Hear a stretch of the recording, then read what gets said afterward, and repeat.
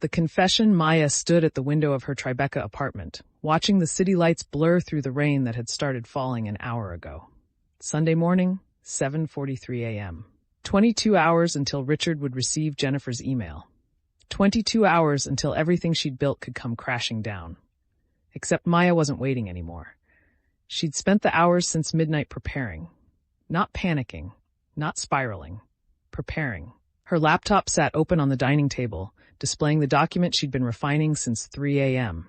A comprehensive timeline of events, screenshots of Jennifer's threatening texts, documentation of the blackmail scheme, Amanda's testimony offer, and Marcus Rothstein's findings about the deleted video and email logs. Everything organized with the precision of a legal brief, because that's exactly what it was, her defense. Her phone buzzed. Cameron. Ready? Maya's fingers hovered over the screen.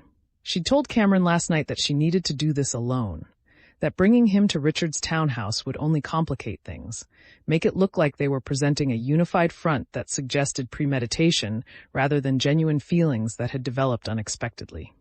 She'd been right then. She was still right now. As ready as I'll ever be. Meeting's at 3. I'll text you after. Maya, whatever happens, I know. She did know. Cameron had made his position clear last night, holding her in the darkness of her bedroom, promising that no matter what Richard decided, they'd face it together, that he wouldn't let her sacrifice herself alone. But this was her career, her partnership, her choice. Maya closed her laptop and headed to the shower. She had 7 hours to get through before the meeting that would determine everything. The rain had stopped by noon, leaving the city washed clean and gleaming. Maya dressed carefully, a charcoal pencil skirt, cream silk blouse, her favorite Louboutins. Professional but not stiff, confident but not arrogant. She wanted Richard to see the associate he'd been mentoring for 6 years, not someone trying to manipulate him. Jordan called at 1:30. You sure about this? Jordan's voice was tight with worry. Once you tell Richard, there's no taking it back. Jennifer's email hits his inbox at 6 a.m. tomorrow, Maya said, applying mascara with a steady hand. There's no taking anything back regardless. At least this way, I control the narrative. And if he fires you, then I get fired. Maya met her own eyes in the mirror. But I won't spend the rest of my career wondering if I could have saved it by being honest. Jordan was quiet for a moment. You're braver than I am. I'm terrified. That's what makes it brave. Jordan paused. Call me the second you're done. I'll be at my place with wine and whatever comfort food you need. Thanks, Jay. Hey, Maya, for what it's worth, I think you're doing the right thing. And if Richard can't see that you're still the same brilliant lawyer who's been kicking ass for 6 years, then fuck him and his partnership. Maya smiled despite the knot in her stomach. I love you. Love you too. Now go be magnificent. Richard Hartwell's Upper East Side townhouse was exactly what Maya expected. Elegant, traditional, intimidating. She'd been here twice before, both times for firm events where Richard had opened his home to celebrate major victories. She'd never been here alone. The housekeeper who answered the door was a small Filipino woman in her 60s who smiled warmly. Ms. Reeves, Mr. Hartwell is expecting you. Please, come in. Maya followed her through a marble foyer into a wood-paneled study that smelled of leather and old books. Floor-to-ceiling bookshelves lined 3 walls. The 4th featured a massive window overlooking a private garden still green despite the November chill. Richard stood from behind his desk as Maya entered. He was dressed casually for him, slacks and a cashmere sweater, but his expression was all business. Maya, thank you for coming. He gestured to the leather chairs arranged near the fireplace. Please sit. Can Maria get you anything? Coffee? Tea? I'm fine, thank you. Richard dismissed the housekeeper with a nod and settled into the chair across from Maya. For a moment, he just studied her, his expression unreadable. You sounded urgent on the phone yesterday, he said finally. I assume this isn't about the Castellano case. Maya's heart hammered against her ribs. This was it, the moment that would define the next phase of her career, or end it. No, it's not. She took a breath, then dove in. Richard, there's something I need to tell you. Something that concerns me personally, but also has implications for the firm. And I'd rather you hear it from me than from anyone else. Richard's expression shifted slightly, a tightening around his eyes that suggested he was bracing for bad news. Go on. Cameron Pierce and I are involved, Maya said, forcing herself to maintain eye contact. Romantically, it began before he started at the firm. We met anonymously, without knowing who the other was. When we discovered Monday morning that we were colleagues, we tried to maintain professional boundaries. We failed. The silence that followed felt endless. Richard's face gave nothing away, but Maya could see the calculation happening behind his eyes. I see, he said finally. And you're telling me this now because someone at the firm found out and has been blackmailing me about it. Maya opened her bag and withdrew a folder containing printouts of everything she'd compiled. Jennifer Hartwell, your niece. She watched Richard's expression shift from calculation to shock to something harder to read as she laid out the evidence. The threatening texts. Jennifer's access to device management systems. Amanda Voss's testimony about Jennifer trying to recruit her into the scheme. The Instagram posts, the video footage uploaded to the firm's security system and then deleted. Most damningly, the email Jennifer had sent to Richard's personal account, timed for delivery at 6 a.m. Monday morning. Marcus Rothstein, a cybersecurity consultant Cameron knows, was able to access the firm's system logs, Maya explained, sliding the final document across to Richard. This shows Jennifer uploading the video Friday night, then deleting it Saturday after she'd already sent you the email. She wanted to make sure you'd see the evidence before we could explain. Richard said nothing. He methodically reviewed every document, his expression growing darker with each page. How long has Jennifer been blackmailing you? He asked finally. Since Friday night. The first text came about 10 minutes after Cameron arrived at my apartment. She gave us until Monday morning, tomorrow, before she'd talk to the right people. I assume she meant you. And you're telling me this now because you want to control the narrative. It wasn't a question. I'm telling you now because it's the truth, Maya said quietly. And because whatever mistakes I've made regarding Cameron, I won't compound them by letting someone blackmail me into silence or into sabotaging my own career. Jennifer wanted me scared. She wanted me to either quit or destroy myself trying to protect a secret that wasn't worth protecting. Wasn't worth protecting? Richard's eyebrows rose. Maya, you're aware that relationships between partners and associates violate firm policy. I am, and Cameron and I discussed going to you immediately to disclose the relationship and request a transfer so we wouldn't be working together directly. But we didn't get the chance before Jennifer started her campaign. Richard leaned back in his chair, studying Maya with an intensity that made her want to squirm. Let me make sure I understand. You and Cameron Pierce, a partner at this firm, began a sexual relationship. You continued that relationship even after discovering you were colleagues. And now you're here, 24 hours before my niece was planning to expose you, claiming this is about honesty rather than damage control. It's both, Maya admitted. I won't pretend I'm here purely out of noble motives. I'm here because Jennifer's email is going to hit your inbox in, she checked her watch, 14 hours and 53 minutes. And I'd rather you heard the full story from me than a carefully edited version designed to destroy my career and Cameron's reputation.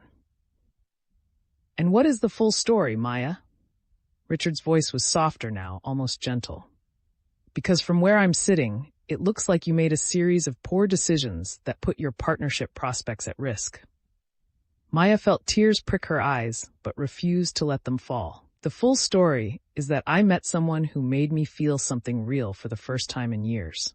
Someone who saw past the perfect associate persona I've been maintaining since law school. And yes, the timing was catastrophically bad. Yes, we should have come to you immediately. But what we have isn't casual, Richard. It's not some affair that I can just walk away from to protect my career. So you're choosing him over partnership. I'm choosing honesty over letting someone blackmail me. Maya met Richard's eyes steadily. If that costs me partnership, then I'll accept that consequence.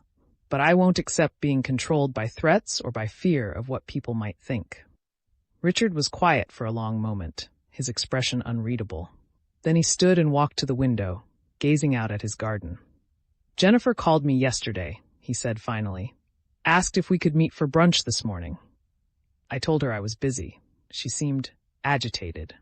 Maya's stomach dropped. She knows I'm here. Perhaps, or perhaps she's simply anxious about her plan falling apart. Richard turned back to face Maya. Amanda Voss called me as well, last night, said she needed to discuss a sensitive personnel matter but wouldn't elaborate over the phone. I'm meeting with her tomorrow morning.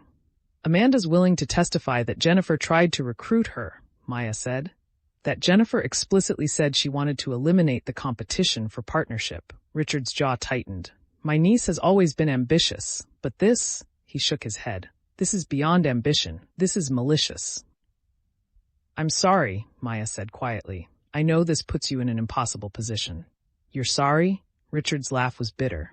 Maya, you have nothing to apologize for regarding Jennifer. Her actions are her own responsibility. As for Cameron, he paused. That's more complicated. Maya's heart sank. You're going to fire me. I'm going to think about it, Richard said bluntly. You violated firm policy. You put your partnership prospects at risk. You put Cameron's reputation at risk, and you've created a situation where I now have to deal with my niece attempting to blackmail one of my most promising associates. He rubbed his temples. This is a goddamn mess, Maya. I know. But, Richard held up a hand. You also came to me before you were exposed. You provided evidence of Jennifer's misconduct, and you're taking responsibility for your choices rather than trying to deflect blame. He studied her. That counts for something. Maya hardly dared to breathe. What happens now? Now, I cancel Jennifer's email before it sends, Richard said. Then I have a very unpleasant conversation with my niece about professional ethics and the consequences of blackmail. And then, he sighed, then I decide what to do about you and Cameron. Richard, go home, Maya. Richard's voice was firm but not unkind. I'll call you tomorrow after I've spoken with Jennifer and Amanda. In the meantime, I suggest you and Cameron maintain absolute professional boundaries at the office. No meetings alone, no personal conversations, nothing that could be construed as inappropriate. We can do that. Good. Richard walked her to the door. Maya, for what it's worth, I'm disappointed. Not because you're involved with Cameron, but because you didn't trust me enough to come to me immediately when you realized the situation. The words hit harder than anger would have. I'm sorry. I know. Richard opened the door. I'll see you tomorrow. Maya made it to the sidewalk before her legs started shaking. She leaned against a lamppost, breathing deeply, trying to process what had just happened. Richard hadn't fired her. He hadn't raged or threatened. He'd listened, but he also hadn't promised anything. Tomorrow, after he talked to Jennifer and Amanda, he'd make his decision. And Maya had no idea which way it would go. Her phone buzzed. Cameron. How did it go? Maya stared at the message, trying to figure out how to summarize the last hour. Finally, she just called him. Hey, Cameron answered on the first ring. Talk to me. I told him everything, Maya said. He didn't fire me, but he didn't not fire me either. He's thinking about it. Shit. Cameron was quiet for a moment. I should have been there. No, this was the right call. Richard needed to hear it from me, as the associate whose career is on the line. Maya started walking, needing movement. He's canceling Jennifer's email and dealing with her tomorrow. And then he'll decide about us. About you, Cameron corrected. Maya, if he fires anyone, it should be me. I'm the partner. I'm the one who pursued you, even after we knew we were colleagues. We pursued each other, Maya said firmly. And I'm not letting you fall on your sword for me. We're in this together, remember? Together. Cameron's voice softened. Where are you now? Walking. Somewhere on the Upper East Side. I need to move. Come to my place, or I'll come to you. You shouldn't be alone right now. Maya wanted to say yes, wanted to fall into Cameron's arms and let him hold her while she processed everything. But Richard's warning echoed in her mind. Maintain absolute professional boundaries. I can't, she said. Richard told us to stay apart until he makes his decision. No meetings, no personal contact.